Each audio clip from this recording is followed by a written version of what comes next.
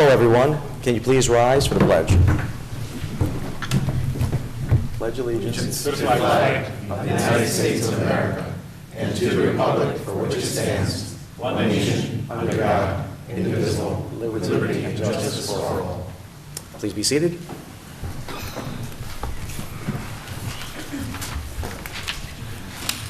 Councilmember Daniele. Present. Councilmember Ispan. Here. Supervisor Albro. Here. Councilmember Foreman. Here. Councilmember Rye. Excused. Next up is the adoption of the agenda. Do we do liaison reports? Ms. Axelson might show up a little early. Can we just, if she comes up, can we just move it at that time? Can I make a motion to accept the agenda as written? So moved. All in favor? Aye. Thank you. We have no new town employees. Now we got privilege of the floor for general town items. The gentleman first. Good evening, Mr. Supervisor, and to the town board. My name is Carl Oken. I'm a resident of the town of Fishkill, most of my life, probably over 50 years. And I'm also involved with the Elks organization. And on Saturday, we recognized Carmen Carl Giordano for being 101 years old, a World War II veteran.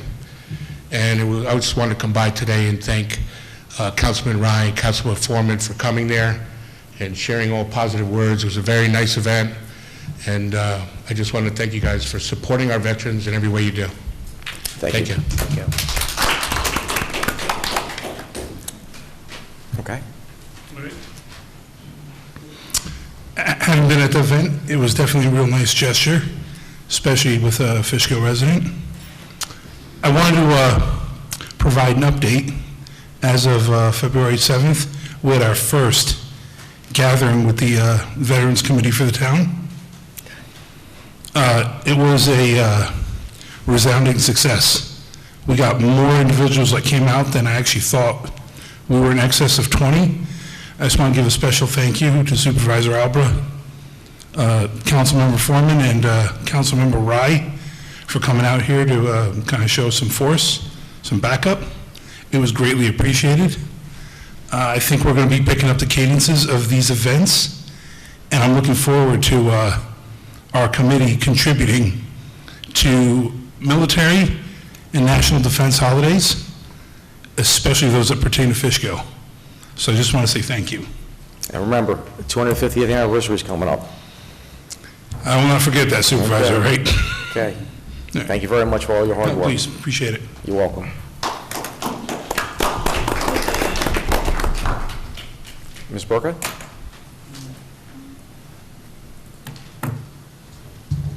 Hi, Jody Lynn Burka, Old Glenham Road. I was before the town board multiple times over the last year and a half, and I attend nearly every meeting to date. I am finding a very disturbing trend. People in the town of Fishkill continue to complain about the building inspector zoning administrator.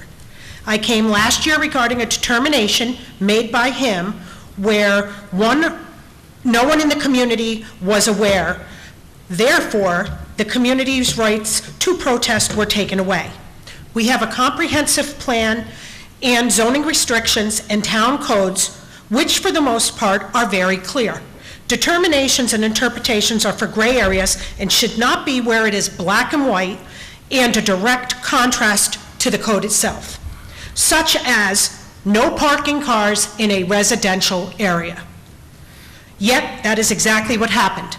So the Fishkill board stepped up and made a resolution that a decision made by the building inspector zoning administrator was to produce a notice which would be sent to the neighbors within a certain area. However, Healy was issued a blasting permit. And again, no one was notified. And this was after that resolution. Not the neighbors, not the surrounding businesses, not the 2 gas stations that have underground gas tanks. Why not? If nothing more, it would have been ethically and morally right for the town to give us notice, but that did not happen. Last meeting, a stop work order was requested with substantial backup. And yet, they continue to work. Why? If the project required changes or amendments to the approved site plan, shouldn't they have come before the planning board? They did not. It is truly pathetic and extremely troublesome to the citizens of Fishkill that despite bringing this to the very individuals that can remedy this situation, they continue to allow it to continue, pushing accountability to everyone and anyone. The belief of the community members is that the codes and regulations are there to protect the citizens and our land, but that is a fallacy. Somehow, one person has become the deciding factor when it comes to what and how land can be used, despite our town codes and/or zoning clearly contradicting that. People throughout Fishkill continue to question, how did they get away with that? Or how did they get permission to build that there? Or that doesn't belong there, it doesn't seem to fit, it's out of place. Because permissions are being granted and obvious contradictions to approved site plans are being ignored. The town of Fishkill has many large building projects planned in the next several months. And I would implore all citizens of the town of Fishkill, everybody, to keep an eye on these projects. Maybe we need to make changes come November, people. Things have to change. It's going to be in your backyard soon, too. Thank you. Thank you. Anybody else? Okay. We'll move on to discussions. We still haven't gotten back to, or liaison member reports. Councilwoman Daniele, can you go first? Sure. Comments? No, I have no comments. Okay. Okay. Let's see. On February 2nd, the rec center hosted the Fairgrounds Market for the very first time. The organizer, Jamie, and her crew of volunteers brought plenty of food, including vegetables, frozen items, frozen meat, eggs, baby food, and other necessary personal items. Between our seniors and the public who signed up to go, there are many people who signed up to go to these traveling food pantries. We handed out, along with all of their volunteers, food for over approximately 250 people. It was amazing. Like, there was so much food there, and the people, they were allowed to come from anywhere. There was no questions. If you signed up and you wanted food and needed it, you were given it. And I was just told today by Mary Ann that they've asked to come back to the rec center again on April 21st, which is a Friday, to ask us to host another food pantry again. So they'll be putting up information on the Fishkill rec site about that. The seniors will be able to go first at 12:30, and then the general public who signs up can come through at 1 o'clock. Yesterday was Valentine's Day, and the Valentine's lunch for the seniors was wonderful. Special thanks to the seniors who helped, Lorraine, who helped cook, Irene, Grace, Murida, who blew up and they built a balloon ring, as well as Beverly, Mike, Bob, and Carol, who helped out as well, and Angel from the Buildings and Grounds, who I got to meet for the first time, who fixed the front door. It was another successful event put on by Mary Ann, Jay, and Lauren, and Greg helped me serve the people some of the food, and I'm sure the supervisor will tell you when it gets up to him that he performed marriage nuptials. He married a Marine and his wife there, and it was really nice. It was a memorable afternoon. Registration for the rec center for spring and summer programs are open. You can go to fishkillrecreation.com for information. I didn't make it to the last village meeting, but I will try for the next one. I did attend the planning board meeting, which I thought was going to be a short one because there was only a few projects on the agenda, but the meeting ended up being very long. That was it. Thanks. Good evening, everybody. We are looking for alternates for our zoning board. So if anybody's interested out there, please let us know. Maybe Greg, we can post that. We're looking for alternates for the zoning board. Certainly. We're working on our rec center roof. Engineers working on loads, weights of loads of snow for the roof. We're working on doing an overlay on top of our roof. I've talked about this several times, or maybe every meeting, but we're still working on that. Hopefully we'll have some answers in a couple of weeks. We're also working on our parks. There's several projects that we're working on. One of them we'll discuss tonight about the lights a little bit, and also we're doing stuff with our accessory park, updating our pickleball court, tennis courts, repairing a lot of stuff. So we have a lot on the agenda for our Parks Department this year. So look for the upgrades. I'm very excited about it. Very good. John? Thank you. So on Friday, February 3rd, Councilman Rye and I met with Elaine Hayes, who is the Executive Director at Mount Julian, to discuss the Fishkill Rev 250 project. On Tuesday, the 7th, Supervisor Albra, Councilman Rye, and I stopped by the Veterans Meeting just to say hello. So I'm glad that was well attended, and good luck going forward. Thank you for doing what you're doing. Saturday, February 11th, I attended an event honoring Fishkill resident Tut Giordano, along with Councilman Rye. He is a World War II veteran who is also 101 years old, and he could be the last surviving World War II veteran in the Beacon-Fishkill area. And I believe we're going to be inviting him for a future proclamation here. I can't wait to do it. Okay. So one final thought, just a reminder, the town of Fishkill is participating in a program called Bus Patrol. Dutchess County paid to equip buses in the Wappinger Central School District with cameras. The objective is to eliminate cars passing buses and causing accidents involving our children. If a ticket is issued, the registered owner of the vehicle, not the driver, will receive a ticket in the mail and a $250 fine. The Bus Patrol program has provided the Fishkill Town Court with a TV and has scheduled to train with the inside staff in our Justice Court on how to process these tickets. Fair warning, a $250 fine is not cheap, and when you're on camera, it's tough to convince a judge that you didn't do anything wrong. That's all I have. Yeah, just to follow up on that, about 2 years ago, the county had this program. There's basically cameras on the school buses throughout Dutchess County, and once they put that little stop sign up, it's recording, and if you go through that stop sign, you're going to get caught, and you're going to pay a $250 ticket, and I think it's a good program. We got to keep our children safe, so just please stop for school buses. Ms. Axelson from CPL is here, so I'd like her to give her a little presentation. But before she does, she's here. We're finally closing out our town comprehensive plan update. Last time we did this was since 2009. I understand some people may have some concerns about the town, but the town has moved in the direction of, we did a lot of changes to our town codes, which was section 150. We added blighted properties, performance bonds, notices, historical preservation, aquifer protection. We've done all these steps, and simultaneously, we're getting this comprehensive plan done. We're never finished, and we're never going to be done, so when things come to our attention, we're going to act on it. But in the next 2 months, you're going to see the first comprehensive plan done within 14 years, and it's going to be a good one, and it's going to protect the citizens of the town of Fishkill. Once this is clear, it'll give me more opportunity to review the section 150 and these other details that people are complaining about. But this is going to be like 95% of what we got to get done in the next few months. So Ms. Axelson, can you please come up and say hello to the citizens of Fishkill? Hello, everyone. My name is Liz Axelson.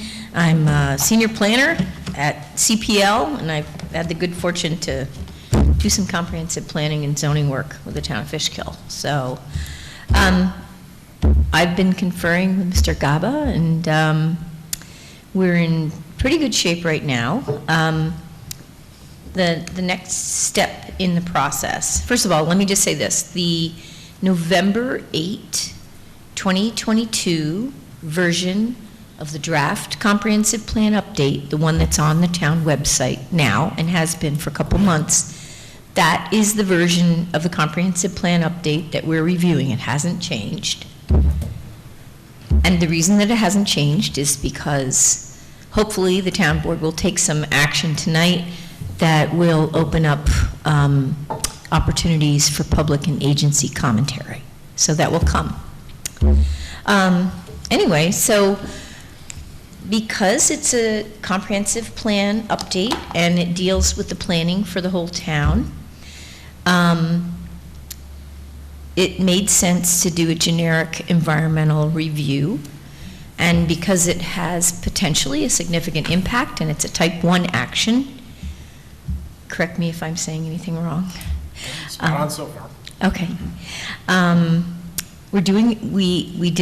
The town board did a secret positive declaration indicating that an environmental impact statement would be required, and they circulated a scoping outline, and they got some comments back from the scoping outline about mostly what the county would like to see. It was open to the public and other agencies, but we didn't really get any other comments. So since we had that scoping outline adopted, the town board authorized my office to go ahead and prepare a draft generic environmental impact statement, which was done, and I worked in collaboration, the town board attorneys, and got some feedback. So you now should have somewhere in your packets a draft dated February 7, 2023, Town of Fishkill Comprehensive Plan Update Draft Generic Environmental Impact Statement, otherwise known as the CPU DGEIS. And I hope that after the town board takes action tonight, that Greg Totino will put these things on the website. You got it. Thank you, Greg. So anyway, I don't want to spend too much time on it. It's a 19-page document because a lot of the comprehensive plan update, or CPU, is focused on necessary improvements for a community that's fairly developed.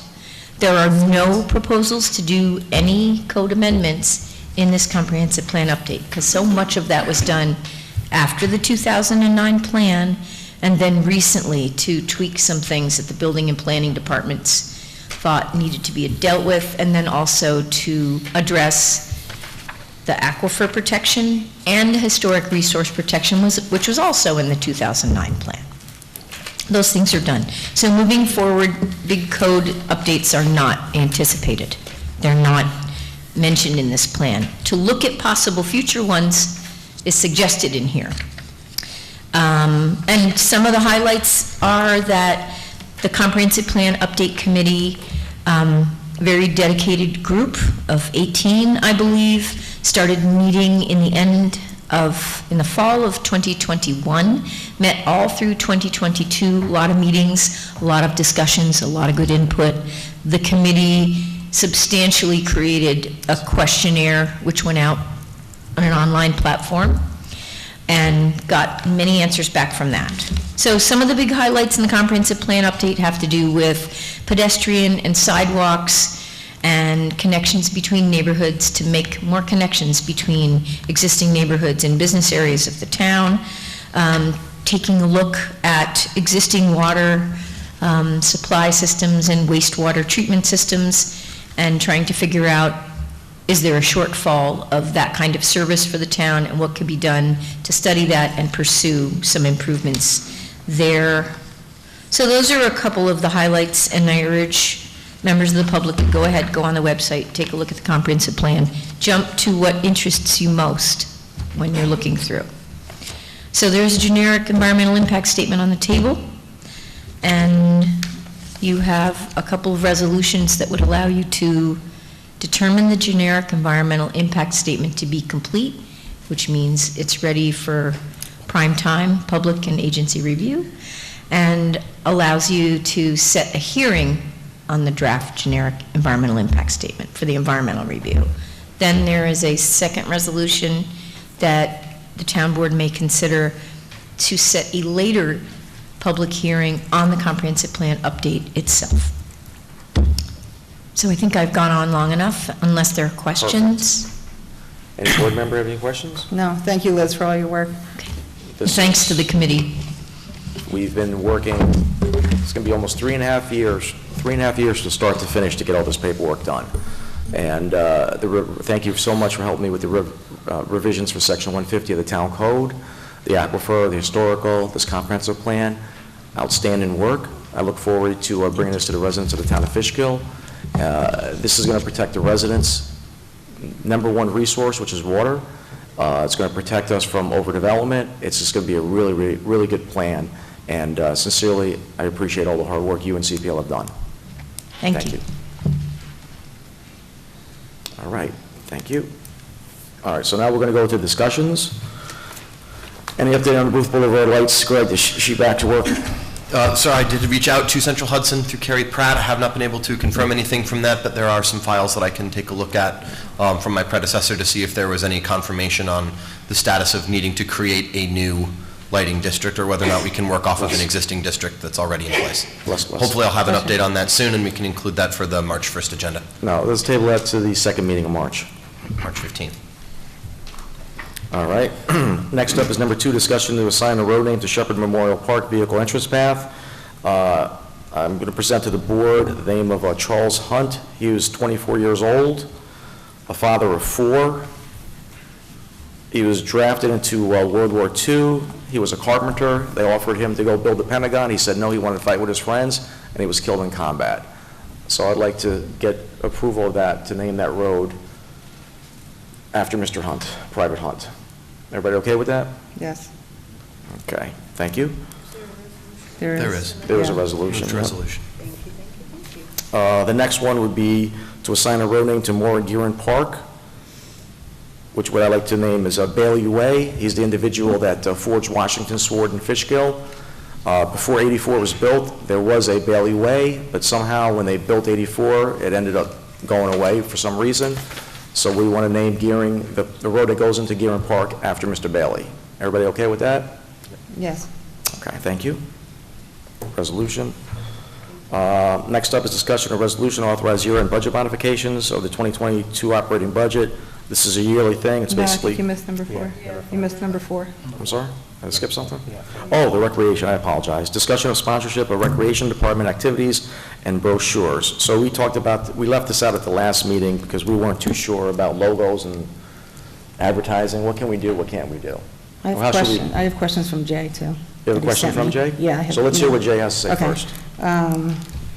So, he said, "Hi Louise, here are the main questions in regard to the sponsorship.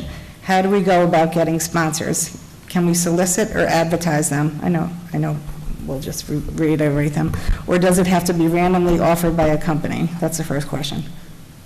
I had a talk with Jason about what it is he's interested in. I think I answered most of his questions. I'll just kind of give the board an overview, if that's okay. If you want to go one by one, we can, but again, save some time. Okay. So there are 2 rules that govern what it is Jason wants to do, and I'll circle back to that in a second. The first is that the town can't fundraise. Fundraising is not allowed. The second is that the town can accept gifts. So if you don't solicit, because soliciting donations is the same thing as fundraising, but someone wishes to make a donation or a dedication to the town, you can accept it. So in regard to things like uniforms for leagues, if some local businessman wants to donate uniforms for leagues, and it so happens that he has his logo on them when they're donated, the town board can accept those. If you don't want to accept uniforms with logos on them, you say thank you, but no thank you.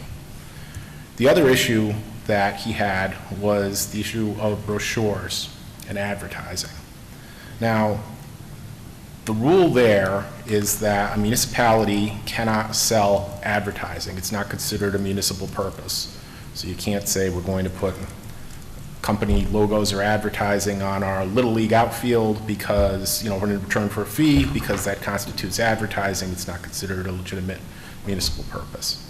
However, if someone wishes to donate money to build a new outfield fence, you can allow their logo to be placed, sponsored by, thank you for the donation from, and under those circumstances you can. You see, you're not selling space for a logo, you're thanking someone who has donated money. So I talked with him about brochures, because that was the main area that this came up in. And I said, you can't sell full-page ads in a newsletter or a brochure, a quarter page, say we're going to advertise in return for a fee.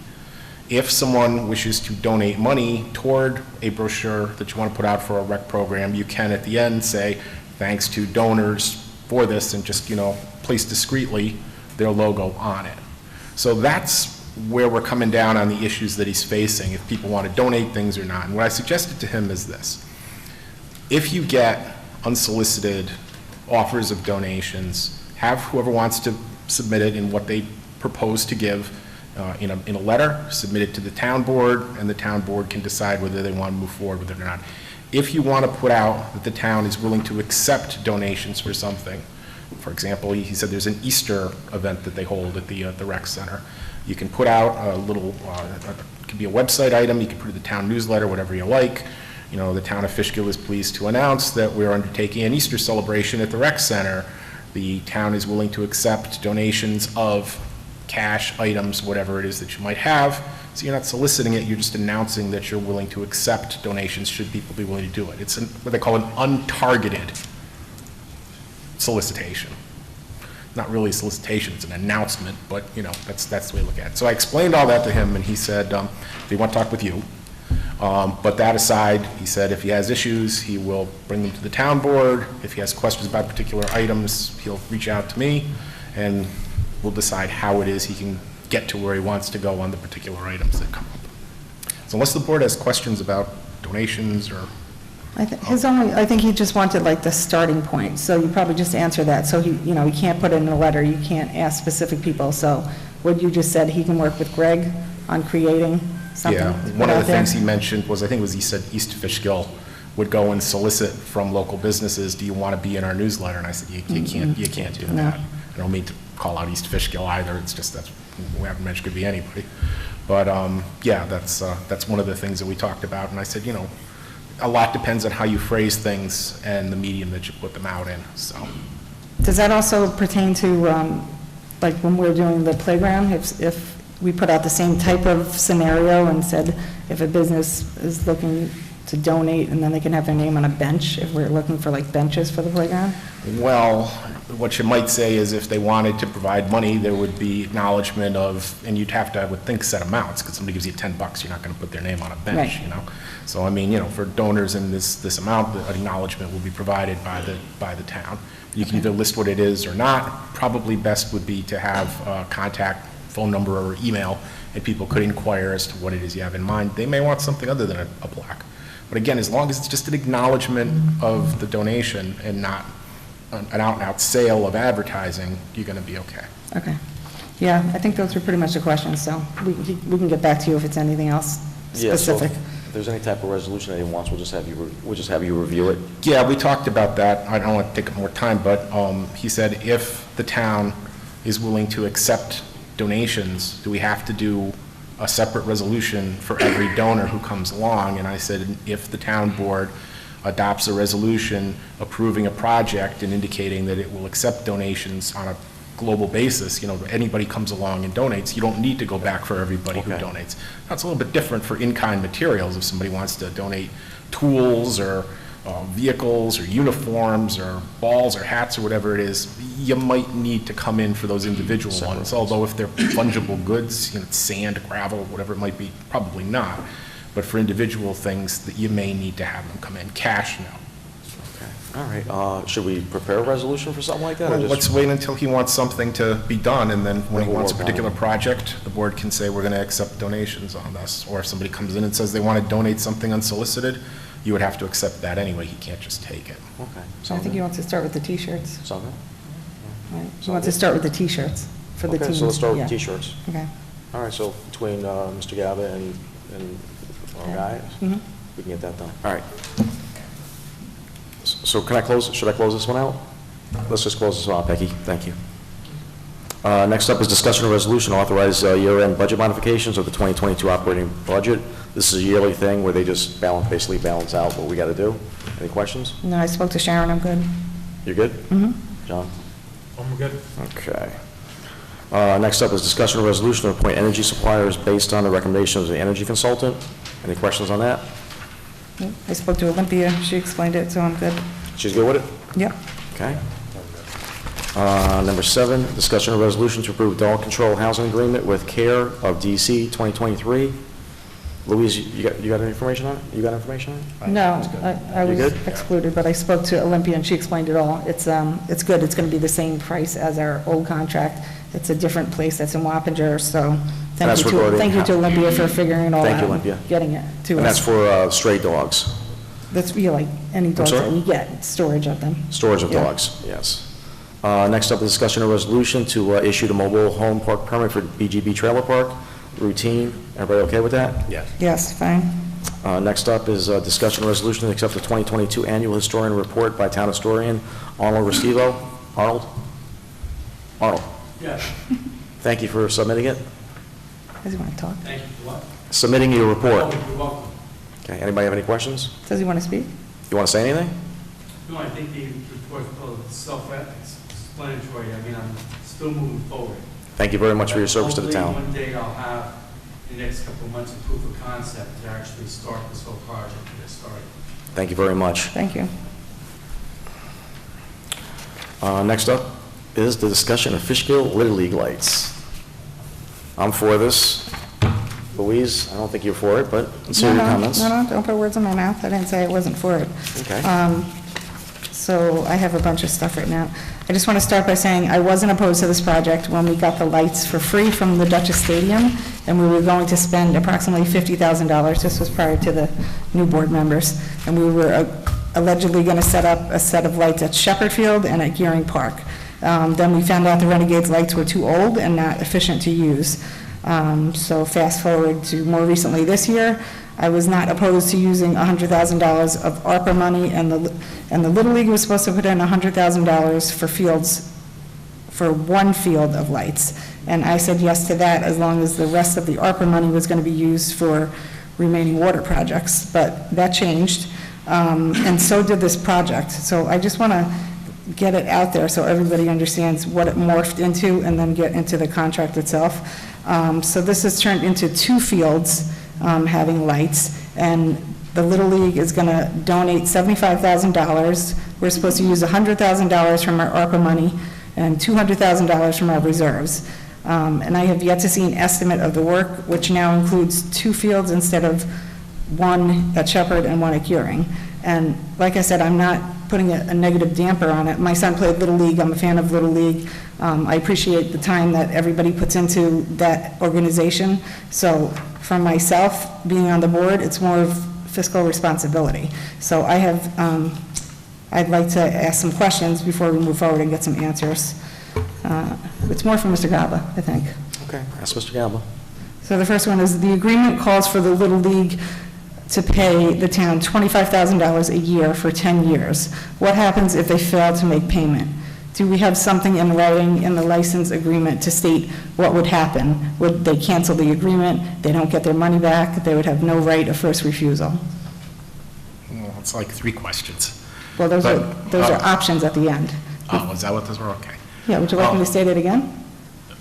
Well, I'll try to answer, and if I miss, let me know. Okay. So, the Little League is basically party to a contract like any other party to a contract.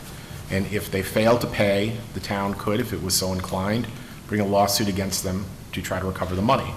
The chances of recovering the money from the Little League, with all due respect to the Little League, are probably not very good. They probably don't have a regular source of income other than the fees they charge and possibly donations. So if, heaven forbid, the Little League were to go out of business, the town would have installed the lights at its expense, and it will not get the money back. So can we put that in writing? Put in writing that you're not going to get the money back? No, put that in writing that if they don't give us what they're supposed to, that the agreement will be canceled, they won't get their money back, and that they may not have the right of first refusal. So you want to add a provision eliminating the clawback in the event that they breach it? Is that the idea? Well, the clawback is something separate, but just something that states what will happen The if they don't clawback is pay. they would get the money back. That's what that means. What? The clawback provision is where they would get the money back. Yeah, that's a different thing. I don't agree with clawback. That's different. So, I mean, I'll just say it again. So if they don't pay the money, it's not in writing in what we have, what will happen to them. So the agreement will be canceled. They won't get any of their money back if they had given us any. And will they then not have the right to first refusal? Those are things that I believe would happen, but I prefer if they're in writing. Is that okay to add that to the contract, Mr. Gaba? It might be in there already. Give me a second. Okay.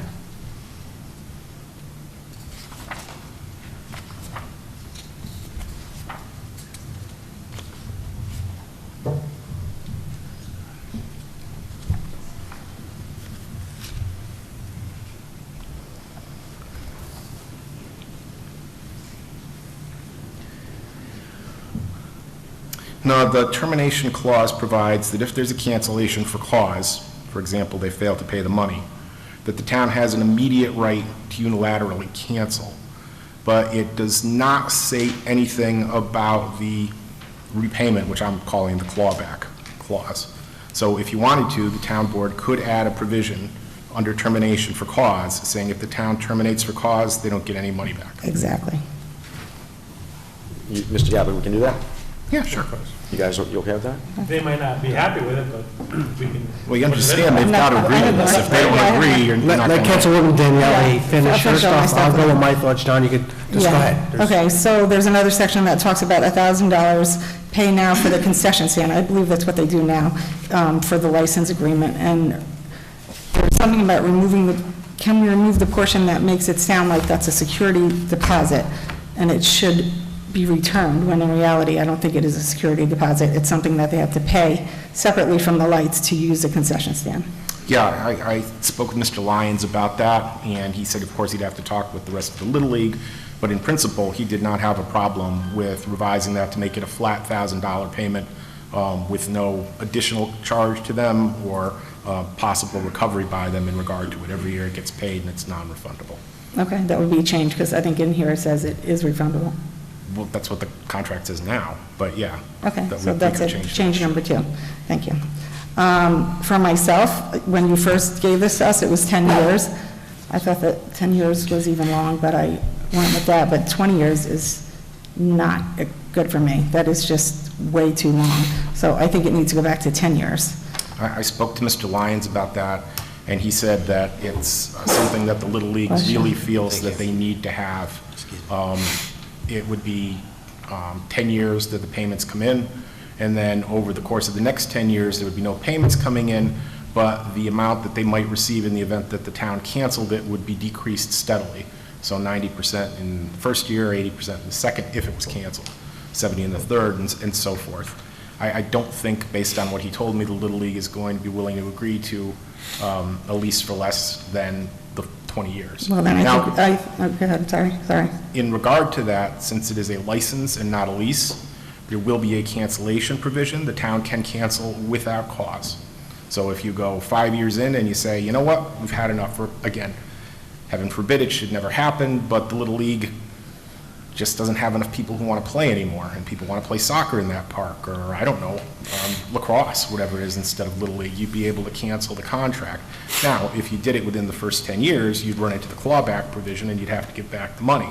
After that, there would be, again, provisions for paying them back at lesser amounts, but they would still be there. But in terms of just canceling it, notwithstanding those consequences, you can cancel it at any time. Okay, I myself, for the board, would like the Little League to provide us a copy of their tax filings and financial statements to make sure that they are going to be able to make the $25,000 payments a year. Like you just said, we don't know, I don't know personally, I think I know because my son was in Little League that they have a good amount of money, but I don't know that for a fact. So I would like to see 2021 and 2020's filings so that we can get an idea ourselves what we're walking into. Well, the board can ask. I don't know if Little League will agree, but you can certainly ask. Okay.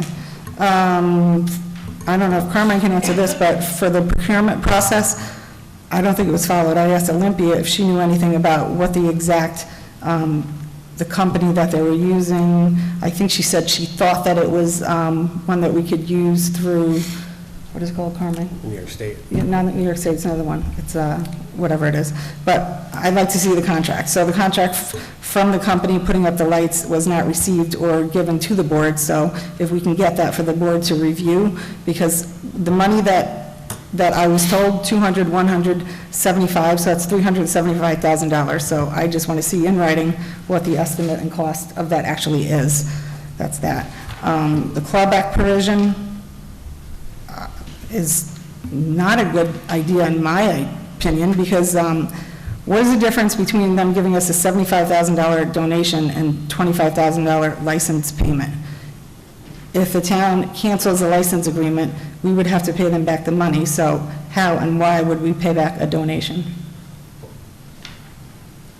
Do you talk about the donation or the license fee?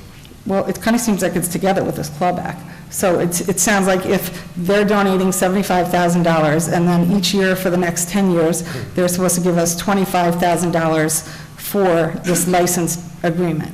if they don't pay, if something happens with us and we cancel it, we would have to pay them back the money. Is that correct, what the clawback is? It is, if we add the provision that it's for cause, then you wouldn't have to pay back in the event that they defaulted in some regard. But that aside, yeah, you'd have to pay the money back. If you canceled it for convenience, you'd have to pay the money back.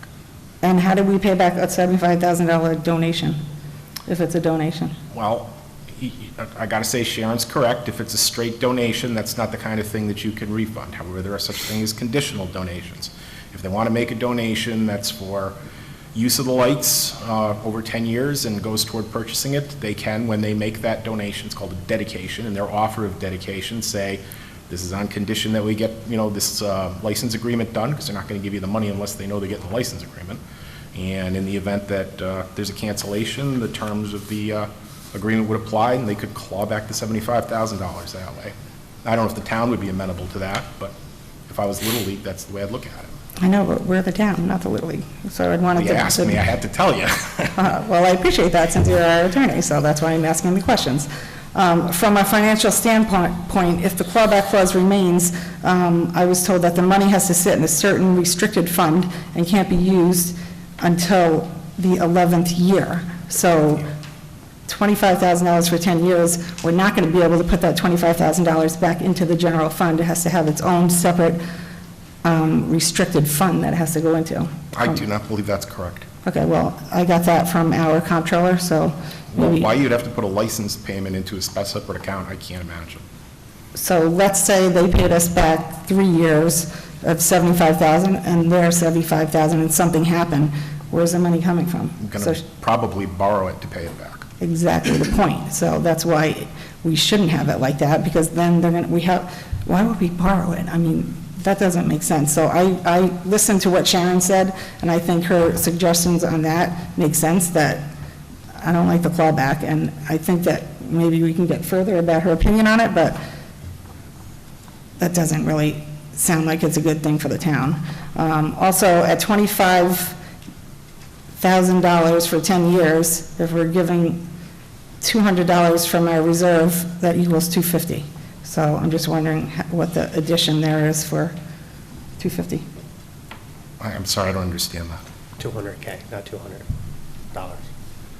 Okay, so we are giving $200,000 from our reserve fund. They're supposed to give $75,000 for donation. They're supposed to give $25,000 each year for 10 years, which would mean they paid $250,000 back when it was $200,000. So I'm just wondering why it's $250 instead of $200. That's the money that they offered to pay. That was their proposal. That wasn't something the town calculated. They said in order to get into this license, in order to have these lights put in, this is what we're willing to pay you. Okay, so before we move forward, like I just discussed, I think that we should add that default clause which states what happens if they don't pay. I don't think it should be 20 years. I think it should be 10. I want to see their financial records, and I want to see a written contract from the company, exactly how much it's going to cost to install them, and what would happen if it's more than that. Who's going to pay for that? It's just trust and verify. Let's see. I think you confirmed we don't need a public hearing on the lights, Mr. Galba, is that correct? You do not need a public hearing on the lights. Okay. I believe the Little League would have to file for a variance if they plan on having games after 9 o'clock from the noise ordinance. So that would be something that someone would just have to discuss with them, and that would have to come from the town board, not the zoning board. 10 o'clock. It's 9 o'clock. 9 o'clock is the time. So, But Little League has special rights to go past the 9 o'clock. not what I was told by our zoning person. They would have to file, just like the Duchess Stadium did, they would have to file it and get a variance from the town board to have something past 9 o'clock. Not that it's a big deal, but I believe it's technically what's supposed to happen. So, that's it. John, you want to say anything before I say anything? No. Okay. Supervisor Ozzie, Albra, myself, and Little League with Mr. Gavin met, and we went over a lot of these things, and Councilwoman Daniele has some really good points. There's some stuff that she doesn't is not privy to, and I think that we need to take another meeting to really digest everything and understand everything with regards to how much the fields are going to cost. The estimate we got, it is a certified New York State certified installer, so we meet the requirements. Also with the fees. So, like I said last week, if everybody was tuned in last week, last meeting, that we're putting $100,000 worth of ARPA money in. Little League is donating $75,000 to us. Let me say it again, donating $75,000 to us, okay? That's a very generous donation. And they agreed to continue with the license agreement for 10 years for $25,000, which the lights are going to cost $375,000. There's an extra $50,000 in that license agreement.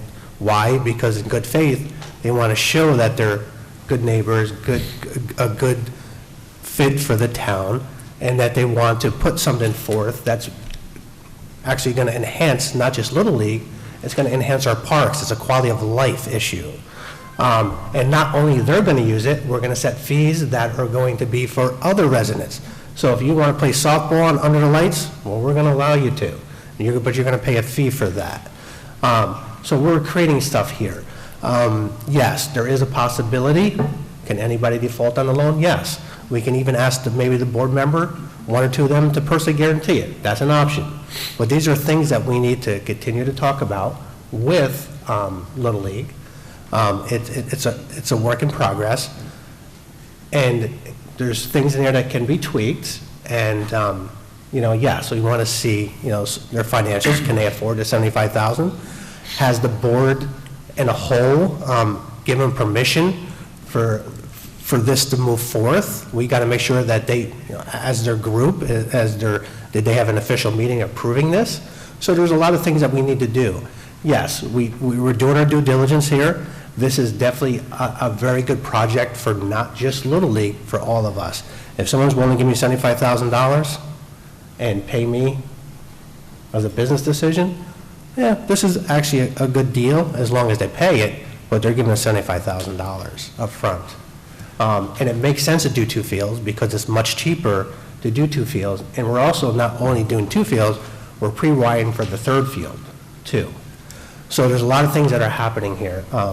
I talked to our Parks Department, Brandon, to see if he had anything. All the lighting survey, the layouts is going to Brandon tonight. He's going to look at it too with me to see if there's anything else that we missed. I will educate the rest of the board. Anything I see, there's a couple things in agreement that I think we need to talk about that needs a little tweaking too. But very good points that you brought up. I think we need to look at it and maybe bring it in a little bit tighter. But I think the project overall, its means and its overall project is very good for the town. Well said, Carline. John? Okay, so this has already been said, but I'll say it again. I do believe we need to request and obtain some financials from Little League. I know they're coming up with $75,000, but we need to know how much money they have that they're operating with. I don't think that's an unreasonable request. I mean, if you're going to a bank to go for a loan to start up a business, and I got $50,000 to start it up, and I'm asking for another $150,000, they're going to ask you for some type of plan. How are you going to operate your business in order to pay this loan back? So I just think it's important to get some financials, and I definitely, hold on to your hats here, I agree with Louise that we need to see proposals for the total cost of the project. I know they're not ready today, but I need to have something in front of me that this is going to cost this, and that is going to cost that, and this is what this is going to cost. Total project, so we have something to discuss as a town board.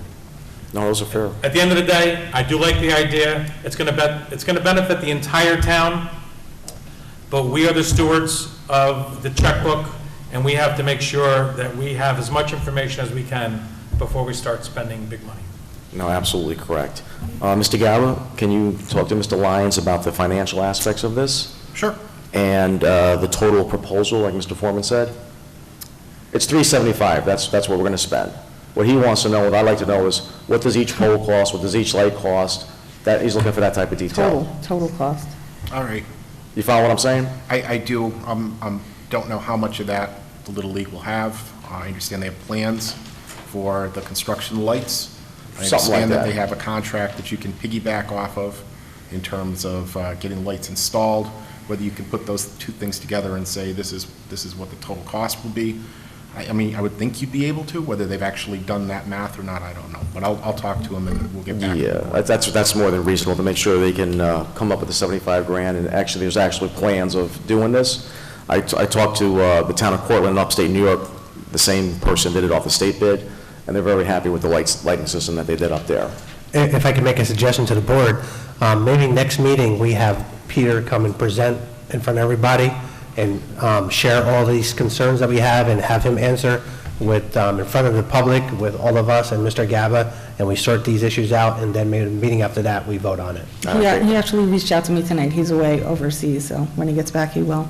Okay, But great. the way Mr. Gaba just explained it, is, it sounds like he just said that there's a contract that they have for the lights. I don't understand how they can have the contract when it's supposed to be us giving the money for it, so. They don't have a contract, Louise. There's contracts available for light installation on public bid. Okay, And that's what I you- thought that that's what you just said, so when I go home, I'll hit a rewind just to see, but I'm just trying to follow up and make sure that it's, you know, it's ours. And I understand what It you will just, be ours. It's what you just said, like, you know, yes, that's $75,000 that somebody's giving, but we're giving $200,000 of our reserve money. We're giving $100,000 of ARPA money, so that's a lot of money. And yes, even when we get their financials, if they have the $75,000, I want to be assured that, like, moving forward, they're going to be able to have the $25,000, so. So let's table this to the next town board meeting, and we'll invite Mr. Lyons here. And hopefully between then and then, Mr. Galvin, can you get Mr. Lyons and get the board members' concerns taken care of? All right, next up is number 11, discussion of resolution to accept the resignation of police officer Richard Santiago. Any questions on that? No, we wish him well at the full-time police department is going to. Okay.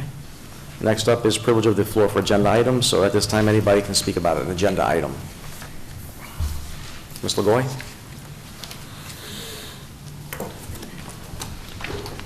Hi, everybody. I just have a question in regards to the dog control housing agreement.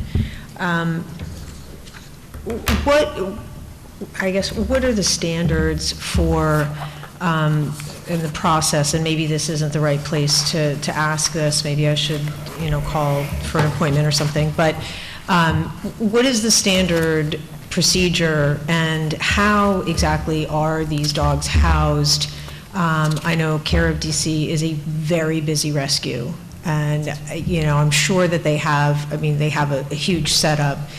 So I'm just curious, to keep both the incoming dogs safe and the dogs that are there now, what is that setup? I just know that when the chief and our dog warden catcher, or I know they, April. yeah, they inspected these properties and see how they work. Okay. And I know they did a lot of due diligence on that end, but you might need to speak to them to see Okay. some more stuff and see what they really did and what their really thoughts are on it. Okay. All right. Thank you. Thank you, Ms. LaGoy. Anybody else? Thank you. Okay. Next up is resolutions. The first one will be consent agenda.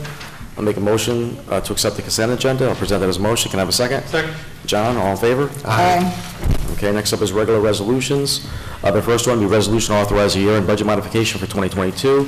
Now therefore be resolved, the town board of the town of Fishkill hereby authorize the town controller to make all necessary adjustments, transfers, and amendments to the 2022 operating budget revenue and expenditure accounts required to produce a balanced budget as identified in the attachment titled Town of Fishkill 2022 Final Budget Amendments.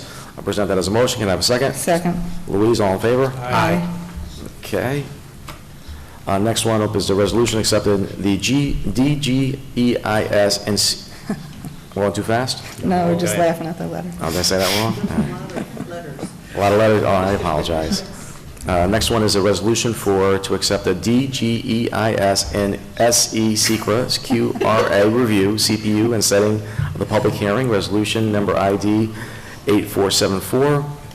Now therefore be resolved as follows. Number one, the town board as lead agency in SECRA hereby accepts the DGEIS as complete, and two, that a copy of the DGEIS in electronic format shall be sent to the Department of Environmental Conservation, Division of Environmental Permits, 625 Broadway, Albany, New York. Number three, that a notice of completion of the DGEIS shall be posted on the town's website, posted on the town's clerk's bulletin board, published by the Environmental Notice Bulletin, and filed with the town supervisor and the town board. Number four, the town board hereby schedules the public hearing on the DGEIS for March 15th, 2023 at 7 p.m. Number five, the notice of the said public hearing shall be published in the town paper of record and posted upon the town's website not less than 14 days prior to the public hearing date, and shall be posted on the town clerk's bulletin board. And six, the notice of said public hearing will be mailed to all identified interested agencies. And seven, the copies of the DGEIS shall be made available for review by the public in the town clerk's office and posted on the town's website. I'll present that as a motion. Can I have a second? Second. Carmine, all in favor? Aye. Thank you. That's good. Next up is resolution to set the public hearing on a comprehensive plan update. Whereas the town board of the town of Fishkill has undertaken preparation of an update to the town's comprehensive plan, and whereas under town law, section 272-A, the town board must hold a public hearing on the comprehensive plan update. Now therefore be resolved as follows. Number one, that the town board hereby schedules a public hearing on the comprehensive plan update for April 5th, 2023 at 7 p.m. And two, that notice of the said public hearing shall be published in the town's paper of record and posted on the town's website not less than 10 days prior to the public hearing date, and shall be posted on the town clerk's bulletin board. I present that as a motion. Can I have a second? Second. Carmine, all in favor? Aye. All right. Next up is resolution to appoint energy suppliers based on recommendations of the energy consultant. Now therefore be resolved that the town board of the town of Fishkill authorize the supervisor of the town of Fishkill to accept and enter an agreement with the energy supply company who offers the lowest fixed rate that is less than 12 cents per kilowatt hour for electricity and less than 54 cents per 100 cubic feet for natural gas for a term not less than 12 months. I'll present that as a motion. Can I have a second? Second. Louise, all in favor? Aye. Next up is resolution to authorize utility and telecom audit by Troy and Banks, ID 8469. Now therefore be resolved, the town board of the town of Fishkill does hereby approve and authorize the supervisor, pending approval from the town attorney, to execute agreement between the town of Fishkill and Troy and Banks to conduct an audit of the town's utility and telecommunication bills. I present that as a motion. Can I have a second? Second. All in favor? Aye. John. Next up is a resolution to accept the resignation of police officer Richard Santiago. Now be resolved by the town board as follows. The town board hereby accepts the resignation of police officer Richard Santiago effective January 26, and further accepts the report of the police chief that Officer Santiago is leaving the employment in the town of Fishkill in good standing. The town supervisor's designee are hereby authorized to take any necessary action. The resolution shall be effective immediately. I present that as a motion. Can I have a second? Second. All in favor? Aye. Okay, that's done with the resolutions. Any items for special considerations? No. Louise, new and old business? Let's see. Let's get this done before an hour. Carmine's helping to plan out the next steps for the playground installation with Brandon and his team, and we'll keep you posted on that. We're looking forward to it. The hometown banner project is moving along. The banner maker has made over 20 proofs already, with about 50 people submitting their money, and it's moving on to the next step. We have about another 25 that are waiting to complete everything, so I think we're about up to 75. So there's still some slots out there if people are interested.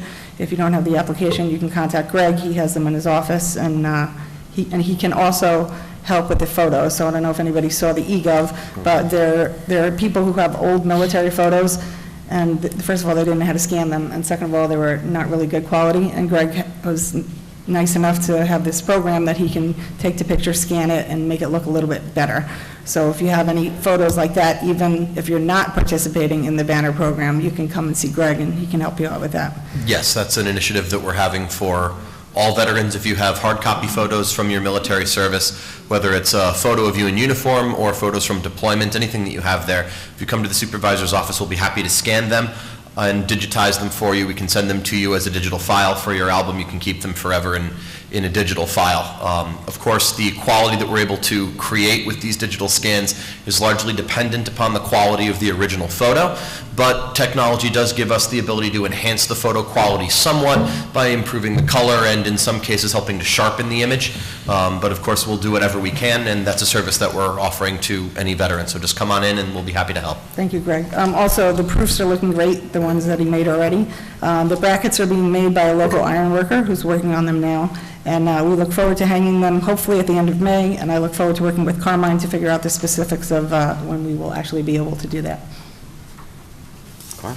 Yes, just a couple things we need to work on, how we're going to install the banner, so that's something, I just talked to Wappinger, actually East Fishkill, trying to maybe use their bucket truck, so a joint service or on a program where they loan us their vehicle.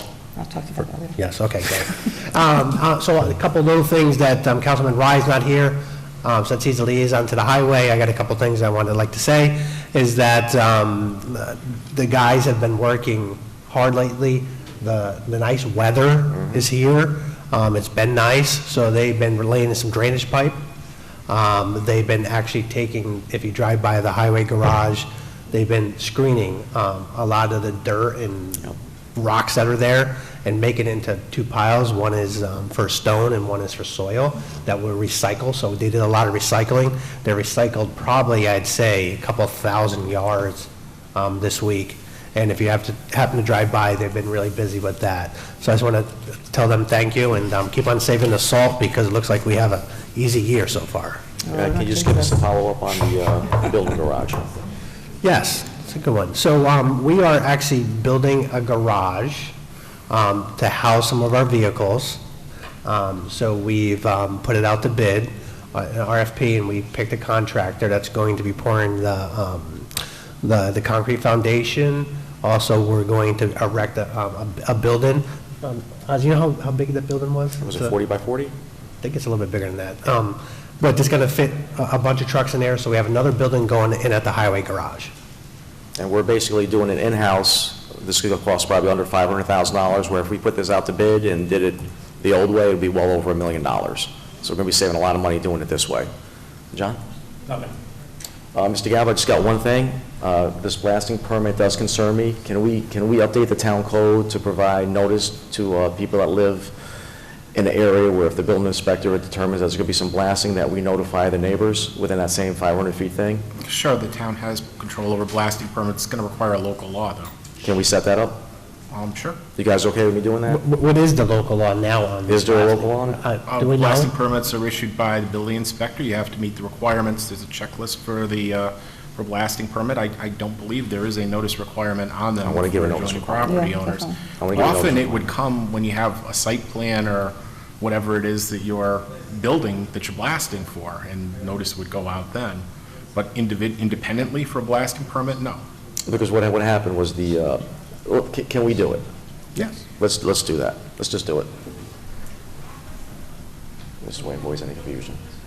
All right, I have nothing else. Next town board meeting is what, March 1st? Yes. All right, I'll make no executive session. I'll make a motion to adjourn. Can I have a second? Second. John, all in favor? Aye. Thank you, everybody. Good job. As well. Yes.